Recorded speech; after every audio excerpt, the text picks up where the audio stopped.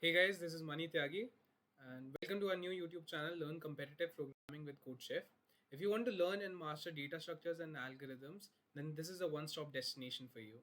Where every week we're gonna post new videos on problem-solving paradigms, problems from CodeChef, live problem-solving sessions, and much more. So if you already haven't subscribed, here's a little reminder for you. Just hit that subscribe button and that bell button.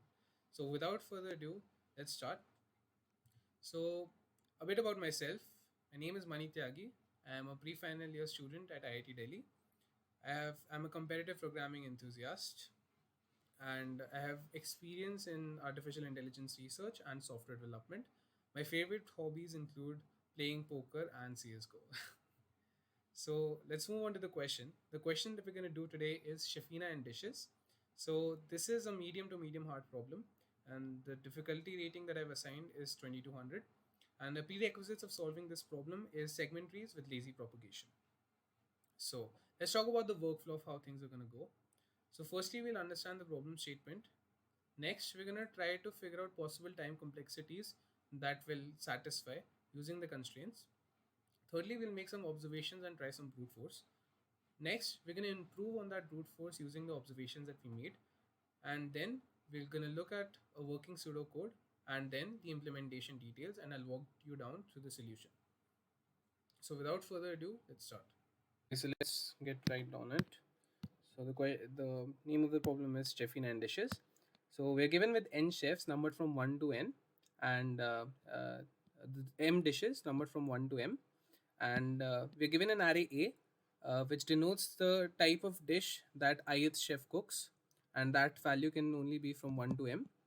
And apart from this, every chef has k friends, and those friends are also given to us. So, whenever some chef cooks a dish, he asks all other chefs who are A, either his friends, or B, know how to cook this dish to evaluate the dish.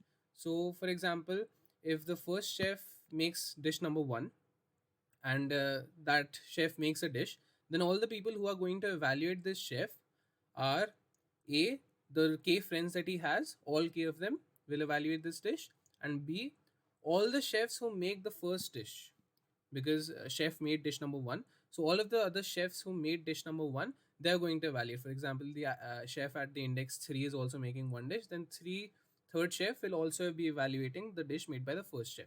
Now this doesn't include the chef himself. So because we're talking about the dish that chef himself made, chef number one made, which is one, we will not include him when we will not say that he is evaluating his own dish, because he is also a person who is making dish number one, but we'll not include him. So furthering down, all chefs are arranged in a row from chef 1 to chef n. Chefina is going to choose two valid integers L and R and allow chefs from L to R to cook their dishes and have them evaluated as described above. She wants to choose L and R in such a way such that each of n chefs evaluates the dish at least one dish. So that's what we're here for. We have to find the number of such pairs of L and R such that if we allow chefs from the Lth index to the Rth index inclusive to make dishes, to make the respective dishes, each chef can only make one type of dish. To make their respective dishes, at least all of the chefs from 1 to n evaluate at least one dish. So we have to choose those valid number of L and R. So this is a pretty straightforward problem. If you haven't read the problem or didn't quite understand it, I suggest you to read it again, as it is a medium to hard problem. And yes, so I suggest you pause the video and read it once again. So let's go about reading how the input format is given. We're given with T. T denotes the number of test cases. Then T test cases follow. We're given three integers N, M, and K, where N is the number of chefs, M is the different types of dishes, and K is the number of friends that each chef has. Again, we're given another array A or F, which includes the dish type that each chef makes. So F1 is the dish type, and these all are live from 1 to M. So F1 is the dish type that first chef makes, F2 is the dish type that second chef makes, Fn is the dish type that nth chef makes. And some of these values will be same. And then n lines follow, and the ith of these lines contains k separated integers, the k friends that each chef has, and d1 to dk will always lie from 1 to n. So this is the input format. So let's start with the example input that we're given. So this is the example test case that we have. Talk about this first test. So the value of n is 3, so there are 3 chefs. K is equal to 1, so every chef has one friend. Kind of sad, isn't it? So m is 3. That means the number of types of different dishes is 3. So let's talk about the array A, the F array, which is given to us. And this array is 1, 2, and 3. So the first chef makes dish of type 1. The second chef makes dish of type 2. The third chef makes dish of type 3. Now let's talk about K. Since they have only one friend, so only one value per I. And the friend of chef 1 is 3. The friend of chef 2 is also 3. The friend of chef 3 is 1. So here I've grouped all of the chefs that make the same dishes. So one second. So dish number 1 is made by only one chef number 1. Dish number 2 is made by only chef 2. Dish number 3 is made only by chef 3. So let's start off by hidden trial. Let's include the first chef and allow him to make his dishes. Then what are the chefs that have evaluated yet? So let me write these 1, 2, 3, denoting the chef IDs. So since third chef is a friend of the first chef, so he has evaluated. Okay, and all the other people who make the first same dish number 1, have also evaluated. In this case, there is none. There is no person who makes the first dish, so only chef 3 has evaluated. It is to note that I am not included chef number 1 even though he makes the first dish, because a chef cannot evaluate his own dish. Okay, so let's go about and include this too as well. Firstly, we have included this. Now let's include this. So a friend of chef 2 is chef 3, so that he evaluates, and we have already counted him. So no change here. And also all the chefs that make dish number 2 are also added, are also evaluate his dish. So but in this case there is no other chef which is making dish number 2. This is 1, this is 3. So again the answer is this: only one chef out of 3 has evaluated. So no possible L and R values up until now. Let's talk about dish number 3. Chef number 3. So chef number 3 makes dish number 3, and his friend is chef number 1. So chef 1 evaluates, and all the people who make the same dish, that is dish number 3, also evaluate the same dish. But in this case there is none, and that's why this is the final evaluating. If I choose L as 0, 0 based indexing, and R as 2. So as you may see that there are no other chefs to include, and that is why we can see that there is no value of L and R, no possible value of L and R, such that all chefs have evaluated. So the answer, no values of L and R. So the answer is 3. Answer is 0. Let's move on to the second test case. So let me write again. 1, 2, 3, 4, 5, and 6. These 6 chefs. So let's do it again by hit and trial. Let's look at the first chef and allow him to make the first dish. So chef number 1 makes the first kind of dish, and his friend is 2. So all of the people who make the same dish, I've grouped this dish. So dish 1 is made by 1, 2, and 3. Dish 2 is made by 4, 5, 6. These are the indexes of the chefs. So as you may see, 1, 2, 3, 4, 5, 6 are made by second dish. Okay, so let's allow the first chef to make his dish. So if we allow the first chef to make his dish, we're gonna have, as 2 is a friend, in this case K is also 1, and there are only 2 types of dishes, and n equals 6. So as there is only one friend, we'll allow 2 to evaluate his dish. So 2 is check marked, and all the chefs who make the dish 1 will also be check marked, apart from this chef. So what are the chefs that make dish number 1? It's chef number 2 and chef number 3. So 2 is already marked, so 3 will be the only one that will be marked right now. So this is the condition. These are the number of 2 and chef 2 and chef 3 are the only chefs who have evaluated up until now. And as we can see that it's not enough. All 6 chefs have not evaluated at least once. So let's move on to the second, and let this chef also evaluate some dish. So again, chef. So we'll look at chef number two, and this chef again makes dish of first kind. So we'll include all the chefs that make first dish, and also his friend. So his friend is one, so we'll include one, and all the chefs that make dish number one, dish of type one. They are one, two, and three, and all three of them have been marked. So that's it. And as you can see, again, not everyone has been evaluated. Fourth chef, fifth chef, and sixth chef are yet to evaluate something. So let's move on to the next one. The third chef. Let's allow the third chef to evaluate this as well. So if chef number three makes his dish, that is dish number one, his friend will be included. That is four. So let's include four.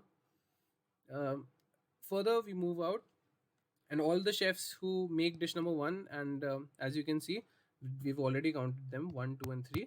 So no other chef will be added, and still, not all chefs have evaluated once, at least once. So let's move on again to this. Let's allow chef number five, chef number four to make his dish. So if chef number four makes his dish, all the chefs, he's making dish number two. So all the chef who makes dish number two are going to be counted and checked, apart from four, because four is making that dish. He is not allowed to evaluate himself. So that will be five and six, and we'll mark five and six. And also his friend, to his friend is the fourth chef's friend is three, which is also marked. So we'll mark him, but he's also marked. So now we can see that possible answer is 0 comma 3. This is a valid value, and because 0 comma 3 is a valid value, now we'll come again and include this chef as well. So if we include this chef, it's only going to be added the number of chefs which are already marked, uh, making the same value of 0. L is 0. If we mark this chef as well and this chef as well, these will form valid indices, because we're only adding more chefs, and every chef up until third array element has already evaluated once. So these three values will be counted, 0 comma 5. These three values will be counted. So we're using brute force right now. So for every L, we're finding an R and checking if it is if we allow chefs from L to R to cook their dishes, will all the chefs be allowed to evaluate at least once or not? So right now we have three. So let's move on to L equals 1. And if L equals 1, then let's try again. And this time do a bit fast. So let's start with if we allow L equal 1, we're gonna start from this chef. So he makes dish number 1, so 1 and 3 will be marked, and his friend is chef number 1, so he will not be marked. Now let's move on to this guy. So this the 2 will be marked because 2 makes the same dish as 1, and 4 will also be marked because he's a friend. 4 is a friend of chef 3. Now let's move on to this. um, so second, the fourth chef makes all the dishes, which is makes the all the chef that makes the second dish will be marked, which are 5 and 6 essentially. So everyone has been marked again. So, and let's include this as well. So from this, for this value and this value too, we're only going to add chefs. Chefs are going to evaluate some more dishes, but from here point onwards, every chef has evaluated at least once. So all the values from 1 to 3, 1 to 4, and 1 to 5 will be marked. And as you can see, you can extend this, and you start from 2. All the values from 2, 3, 2, 4, and 2, 5 will be marked. You can check it. So yeah, so if we start from here, 4 will be evaluated. Let's do it.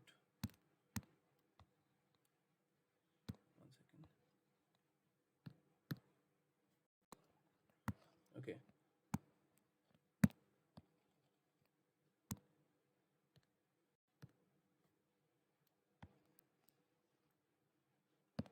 So let's start.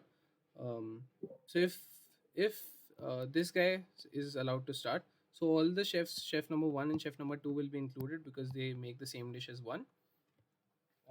Make the same dish as chef number 3, which is 1, dish type 1, and his friend will also be included, which is 4.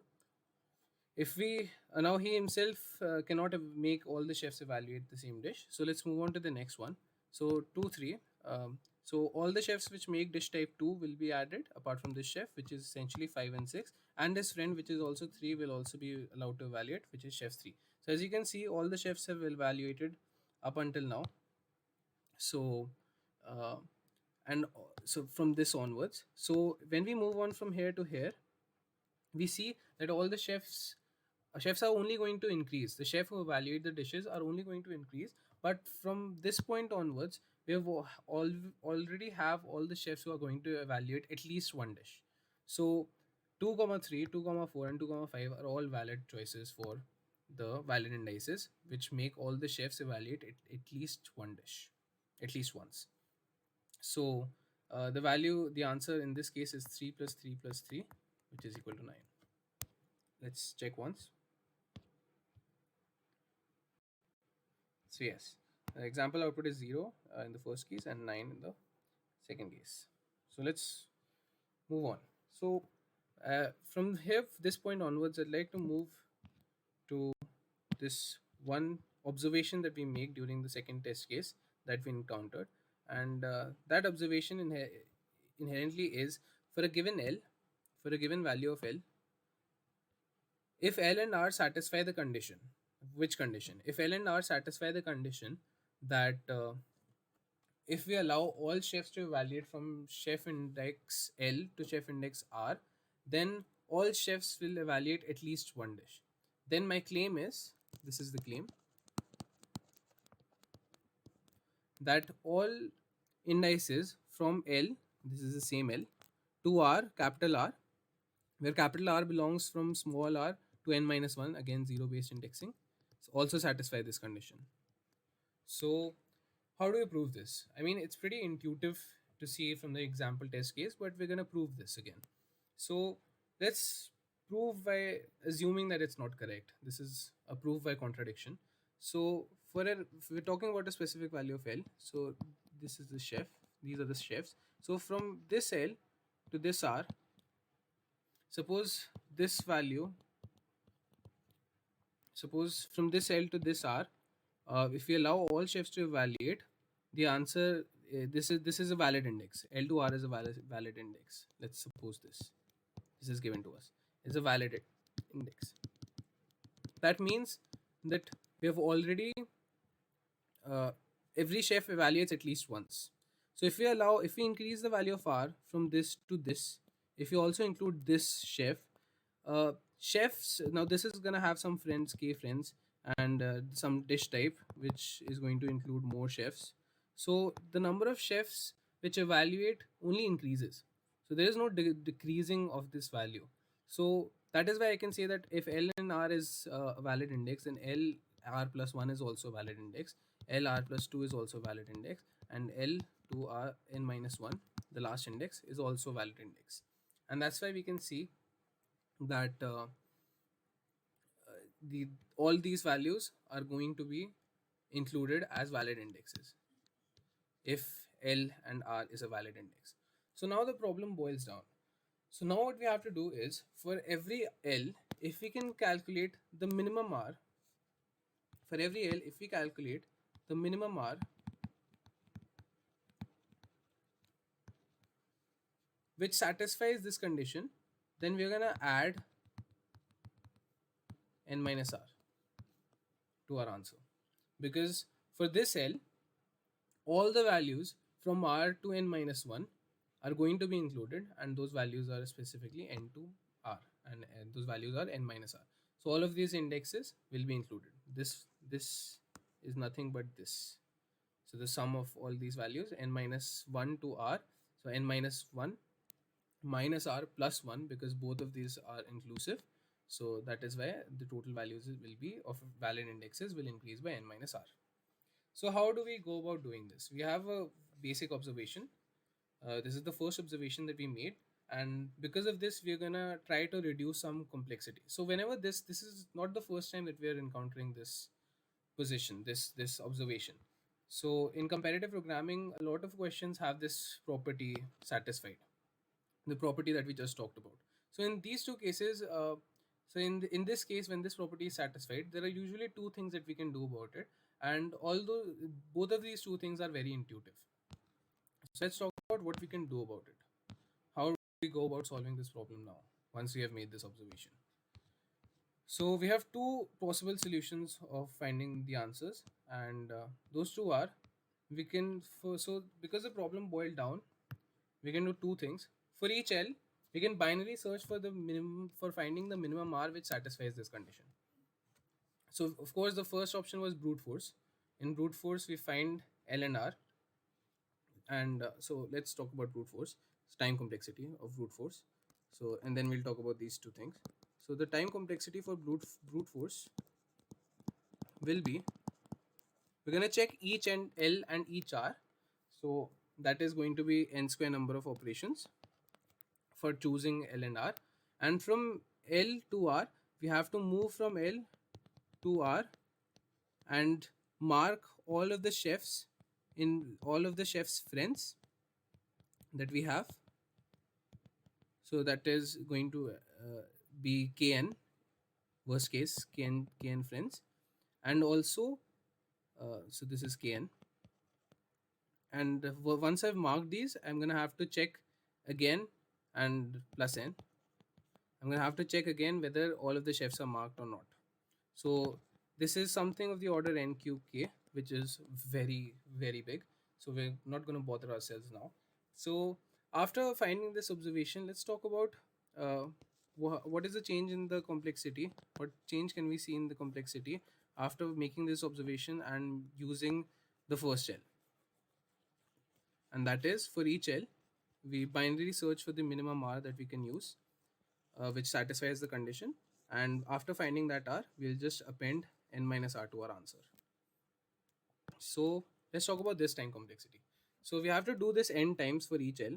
L is from 0 to n minus 1. So we have to do this n times, time complexity. So we have to do this n times, and for each L, we have to binary search. So binary search will be of the order log of n. And after we've binary searched, so we have L and R. So how do we check each binary search from L to R? So we make Kn, again we make Kn, the Kn friends, we evaluate Kn friends, we evaluate all the people who are the friends of all chefs from L to R, and also making the same dishes. So that is going to be of the order of big of n, because each chef can have n people. Each chef can only have k friends, but each chef can also have people who make the same dish type, and those can be n people. So for example, an example of this test case will be, so if we're given uh, only one dish type, so m is 1 and n is 10 to the power of 5. So in this case, if I want to mark all the people who make the same dish from L to R, then I'll have to do n times, and that complexity is going to be multiplied by n, and this is a lot. So we can see that, even if we do a binary search for finding the minimum R, the computation that we have to do in order to for us to select all the people who make the same dish type, dish 1, all the people who make dish 2, these can be of order n, and every time we have to mark this. So all of the chefs who make this dish, we have to mark all of them. All of the chefs who make this, we have to mark all of them. And this is the reason why the complexity really blows up, because if we are processing k friends, then for each query we're going to have to only process kn queries, right? We only have to mark kn people, but in this case we have to mark people over and over again, and this is something which is blowing up our complexity. So the second thing, let's talk about, this is going to be a concurrent problem, and we have to think about how to solve this problem. But let's try to improve from this. Let's talk about two-pointer approach. So two-pointer approach is also going to be a valid thing to do in this case too, and let's talk about why. So the claim is, why is the two-pointer approach going to be valid? So the claim is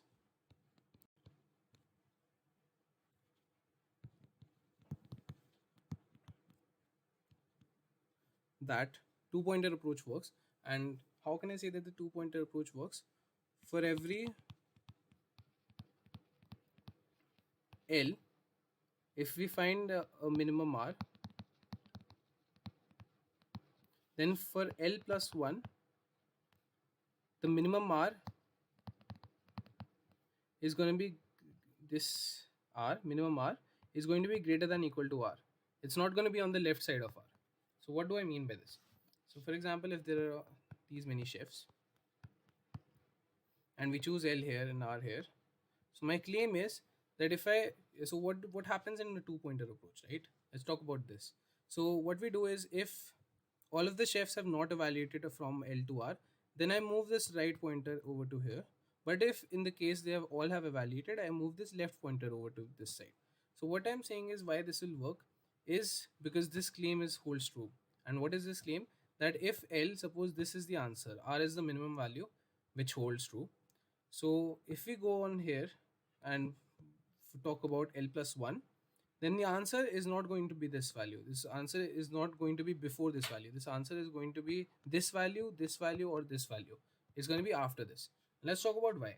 So we're going to prove this by contradiction. Suppose we have these chefs, and for this L, this is the value of R. Let's expand this, and yeah. So for this L, we have this value as R, and these are some more chefs. And let's talk about L plus 1. So what we're trying to prove is that we're not losing any solutions using the two pointer approach. So when we use an L plus 1, when we talk about L plus 1th indexed chef, so let's assume that the minimum value for this L plus 1th chef is this value, capital R. So what we're saying is, from chefs from L plus 1 to R, L plus 1 to R, all chefs have evaluated.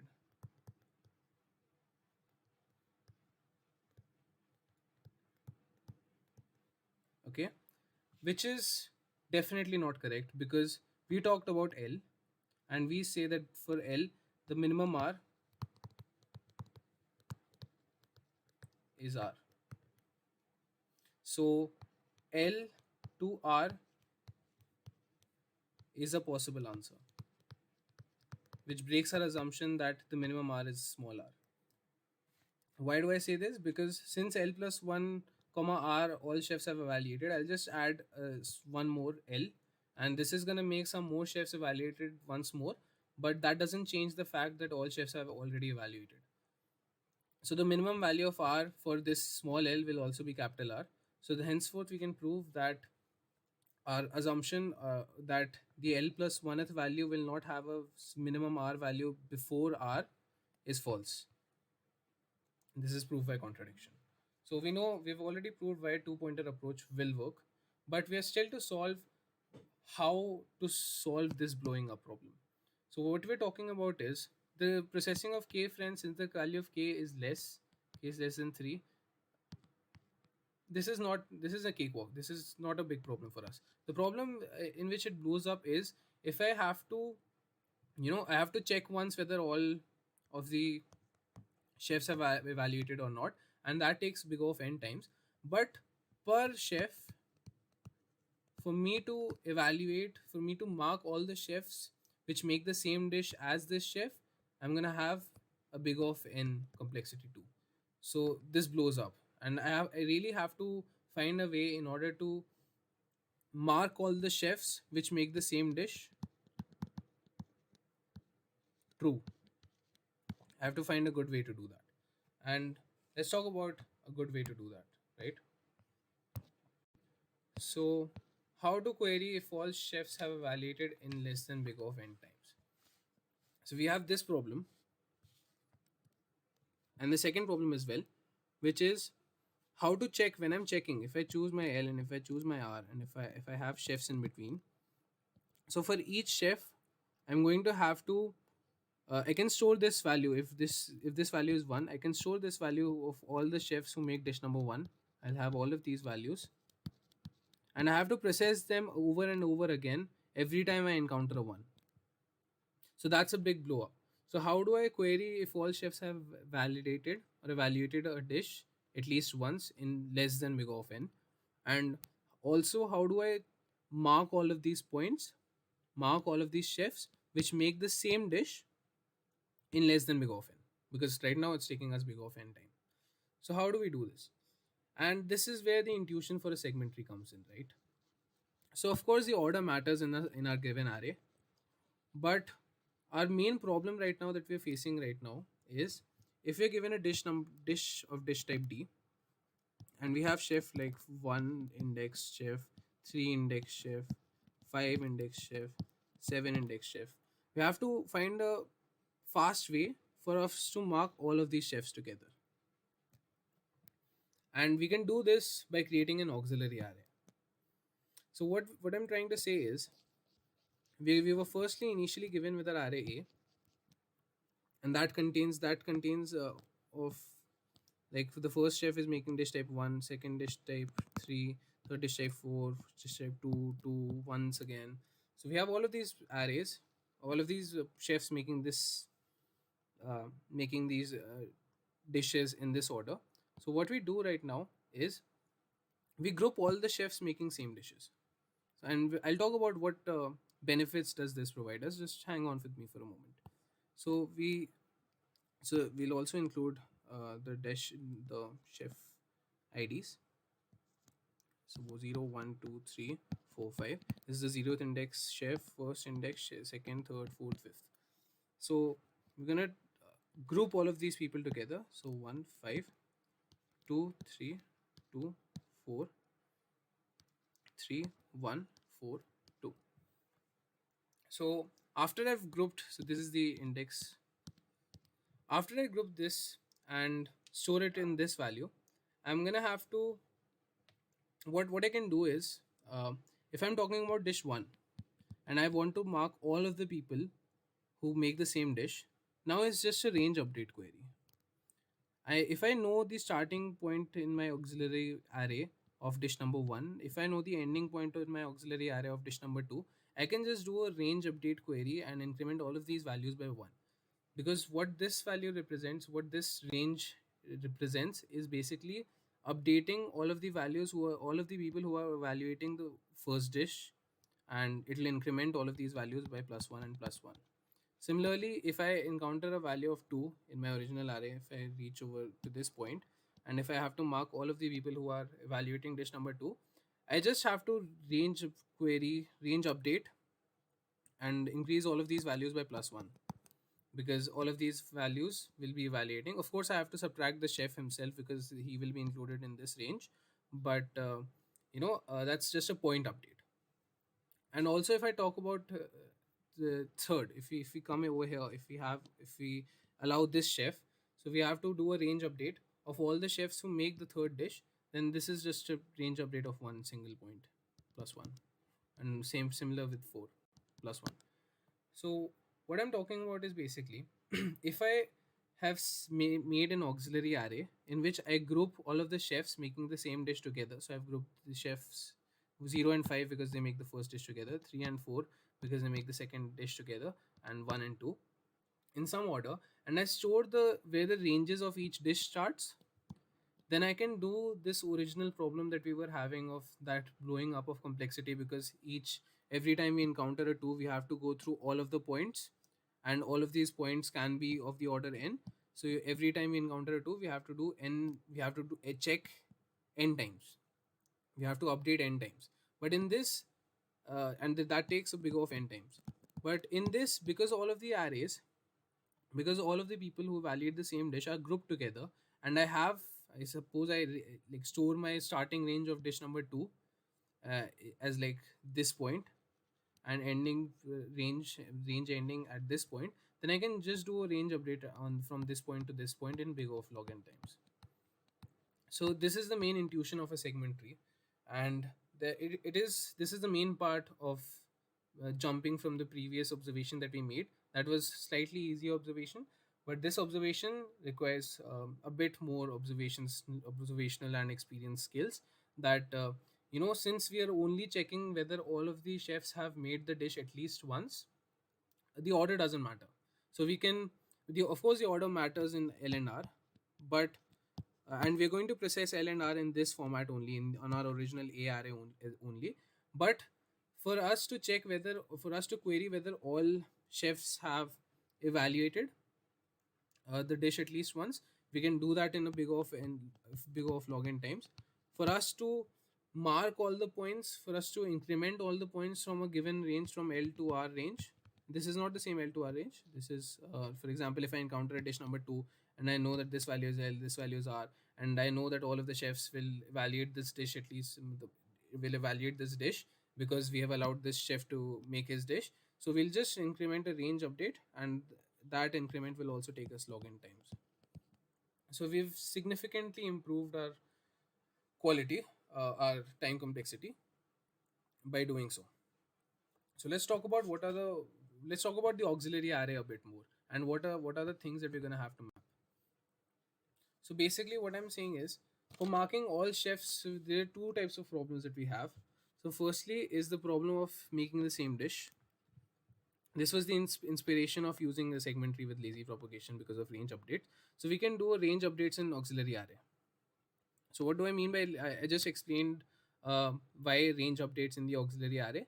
So auxiliary arrays indices will be stored of each dish, starting dish index and ending range index. And I'll just, if I encounter, suppose I encounter in my A array, I'm processing my A array and I encounter 2. So I'll have stored all the initial value in my initial index of the chef, which makes the array, which makes the dish 2, and that, suppose that is R. We know where did this range ends because all of them are grouped according to the dish that they make, so they'll all be continuous. So it starts from L and it ends at R. The rth index in the auxiliary array is the last time that the second dish is prepared. So I have to increment all of these values from L to R by +1, and this is nothing but a range update in the auxiliary array.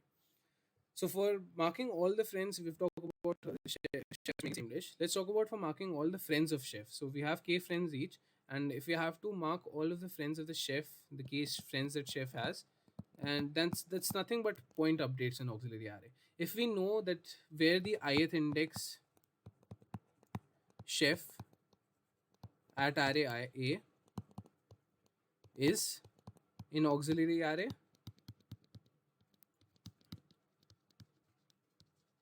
then I have to just, this is suppose index, then I have to just do a point update, and I'll increase this index by +1 by for all these friends.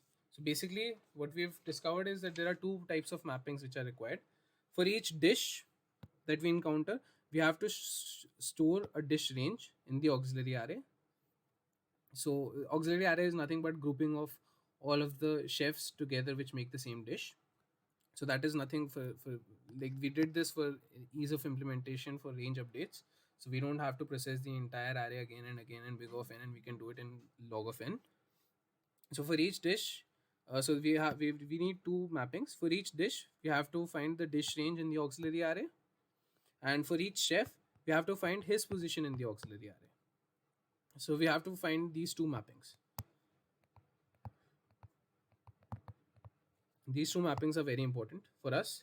So whenever we encounter, we're going to, again, to clarify, we're not going to process these people. We're not going to use the two pointer approach on our auxiliary array.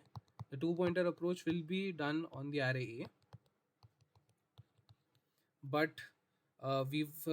for finding out or for marking all of the chefs who make the same dish, we're going to use the auxiliary array, because for us to find out whether all chefs have evaluated at least once or not, the order doesn't matter.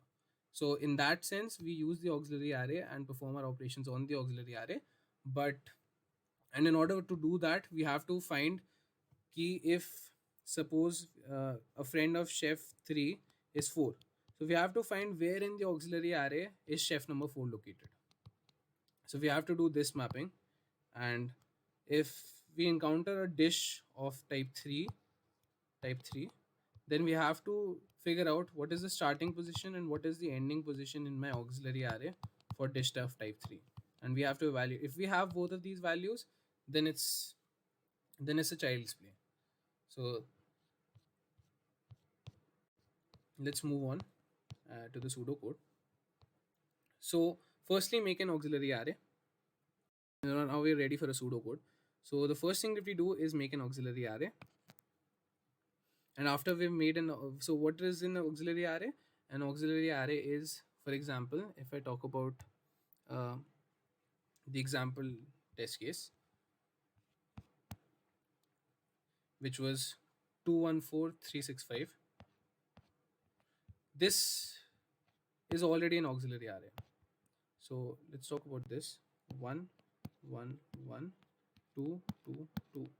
In this case, all of the people are already grouped, so I don't have to change. In this case, my auxiliary array is my true array A, because all of the dishes are already grouped together.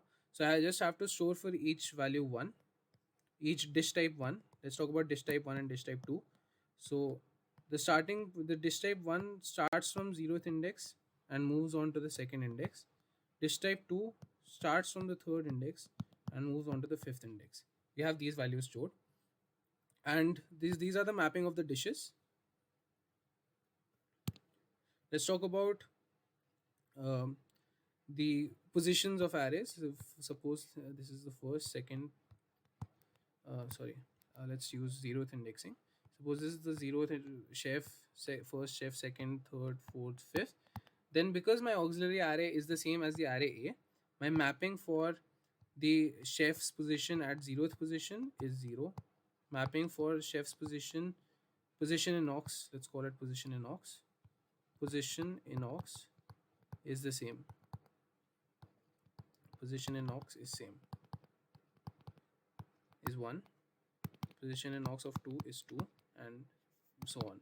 This is going to be same because this array itself is an auxiliary array, because our main attempt of an auxiliary array was grouping all of these dishes together.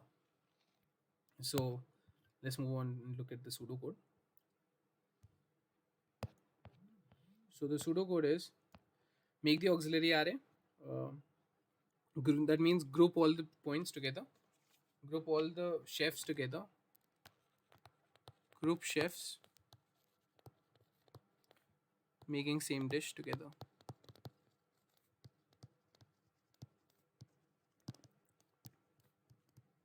After I've made an auxiliary array, we're gonna need those two mappings. For each chef, store its index in the auxiliary array. For each dish, store the range of indices it covers in the auxiliary array. These two mappings will be required. And after this, we're going to initialize our segment tree with lazy propagation. And the type of segment tree that we're going to use is a range minimum. Now, why do we need use a range minimum instead of a range sum? Because sum doesn't tell us, sum tells us the cumulative values of all the chefs together. But what the problem specifically asks is if the range minimum is 1 or not. If the range minimum is 1, that means that there is at least one chef which has a value. All of the chefs have at least value greater than or equal to 1. That means all of the chefs have already evaluated at least one dish. So, and that is our significance of the question. That is how we know whether these indices from L to R is valid or not. If this range minimum value is 0, that means there is at least one chef who hasn't evaluated any dish, because his value will be 0. That's why the range minimum is 0, from 0 to n minus 1. Since all of the people who are evaluating, at least one of them has a value of 0, that means the condition that all chefs have evaluated at least once is not fulfilled. And this is why we use a range minimum segment tree. So we move on. So we go about and initialize our 2 pointers L and R, symbolizing the range from L to R in our original array. So we again, to clarify, these 2 pointers will be held from the array A, position array A, because L and R matter in the question. So we're going to start processing these 2 pointers from our original A array, which is given to us. So, and L to R symbolizes L to R L inclusive and R is not included. That means R is going to be the next element which has to be processed, and L is already processed in the chefs which have evaluated. That means chefs inclusive of L and exclusive of R have already evaluated.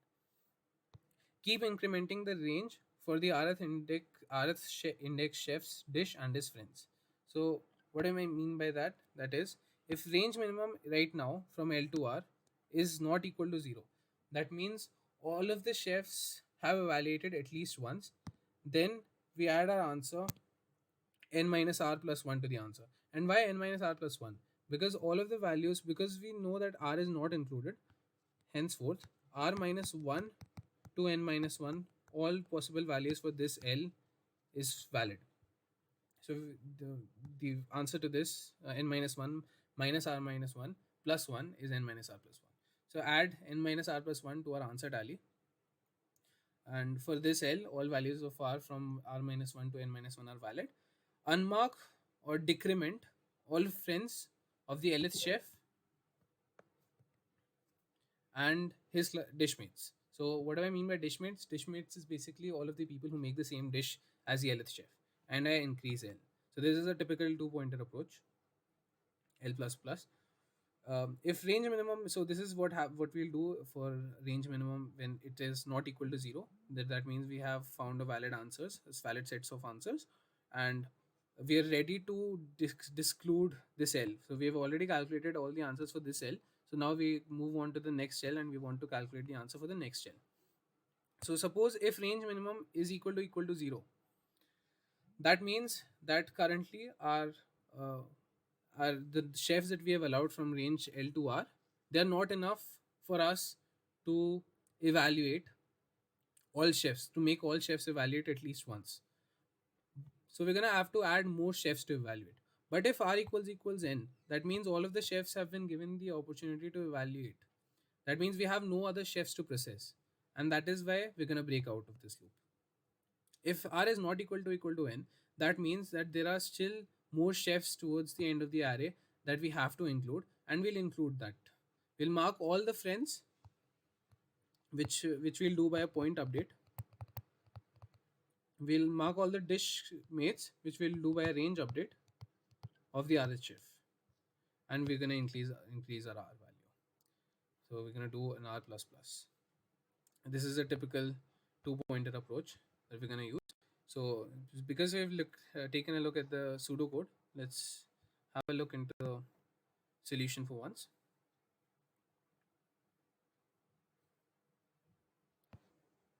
So this is an accepted solution. We've got an AC on this, and so let's move on. So n denotes the number of possible values of chefs, and I've used a macro of ll as long. So this is T is my segment tree, delta is my lazy propagation helper for the segment tree, low and high. So if you want to, I'll show you my segment tree propagation as well. And if you like this code, I'm going to tell you, I'm going to share with you why and how, from where I use this implementation of the segment tree of lazy propagation, because I find it the best. And this is from an algorithms live lecture from YouTube. I'll share the link with you in the description. And if you don't know much about lazy propagation or segment trees, you can check it out from there. I also learned it from there as well. And it's a really good compilation and explanation of all the things, lazy propagation, segment trees, etc. So low and high stores the values of the ranges of the vth node in my segment tree, the range that the vth node covers. And array A is my array which is initially given to us, the dish that each chef at the ith index makes. Position and auxiliary is basically the position of the ith index chef in my auxiliary array after I rearrange all the arrays in my auxiliary array such that all the chefs who make the same type of dish are together. So this is friends, the friends that each chef has, and this is of the order n to 10. So each friend of a chef cannot exceed 10. That's why 10. And this is a vector of an array dish range. So What this dish range does is it stores the starting index and the ending index for the ith dish. So in my auxiliary array, so if I encounter let's suppose an auxiliary a dish type of 2, so this dish range will store from where does my second dish cooking start in my auxiliary array and where does it end. That's why it's an array of 2. So the first value will denote the starting point of that dish, and the second value will include the ending point. So this is the initialization of the segment tree, and this is, we'll come back to the segment tree. So this is the segment initialization of the segment tree. This is the lazy propagation helper for my segment tree. Update is again an helper, and increment. So we're gonna add this v is the node of the segment tree currently that the segment tree is in processing. The value of L to R, we have to add we have to add a number add, and from all indices in the auxiliary arrays from L to R, it will be added and it will be incremented by a value of add. This is my function increment. So let's move down. So we have nmk, which is given to us, the number of chefs, the number of types of dishes, and k friends that each chef can have. And we have a vector v. So what vector v does is v, so this, as you can see that the size of this v is m. So this is a vector of vectors. So this is exactly for the m types of dishes that we have. So we'll look at the from the example from this code. So we input the AI, the dish type that the IS chef makes. We decrement it by 1. So instead of all dishes being from 1 to m, all dishes will be from 0 to m minus 1. And we map the dish type to the index of A. And we're going to realize why we did that, zero based indexing of all dishes. The next thing that we do is we input all of the friends from 1 to n, and again friends of ij minus minus, zero based indexing of friends as well. So all the friends were initially from 1 to n, but now they will be from 0 to n minus 1. Now this is my auxiliary array. So for so we don't necessarily need to make an auxiliary array. What we'll do is you'll see in a while. So for all dishes from I to m, I'll push my auxiliary array I. So what I includes is basically the dish type. So the first index of auxiliary array will be the dish type. The second point, the second array, the second position of the auxiliary array at the ith index will include the index. So auto x of v of I, and v of I had the index at the second position. So we'll have the index in the original array as the second type. So we'll store this. So like we talked about, dish range array will be storing the left end at the right end of the dish type. Position and auxiliary will be storing the ith chef in, will be storing the position of the ith chef in our original array in the auxiliary array. So what is the position of the ith chef in the original array? In the auxiliary array. So that's what we're going to store in our position and aux. So yeah, so as you can see in the auxiliary array, because of this, because all of the it moves from 0 to m minus 1, so all of the chefs which make the same dish type are going to be processed together and going to be stored together. So it's all going to be together, and that is how I decided to make my uh, auxiliary array. So I move from 0 to m minus 1. I store all the chefs which are making the 0th dish and their array and their position in the original array from then 1, then 2, then 3, then 4, and I store them together and push back together all these values. So that's why I can guarantee that all of the chefs in my auxiliary array will be grouped according to the dish that they make. So let's go about. So this is how I store my dish range. So yeah, so for int I equal to 0, I less than n, I plus plus, all of the position, so auxiliary of I comma 1 stores my index in the original array.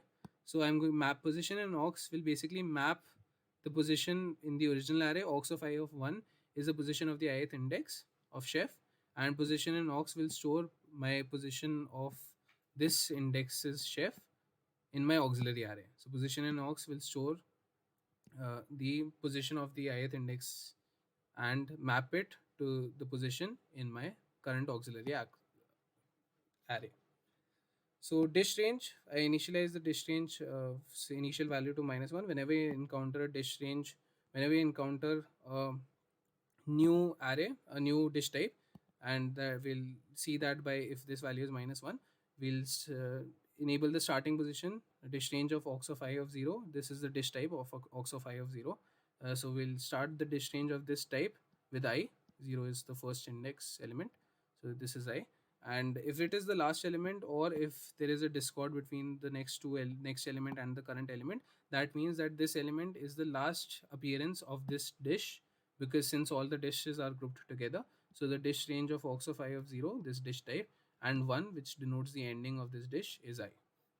So I already have the mapping for dish range, and I have the mapping for position in aux. I initialize my segment tree to calculate high and low values.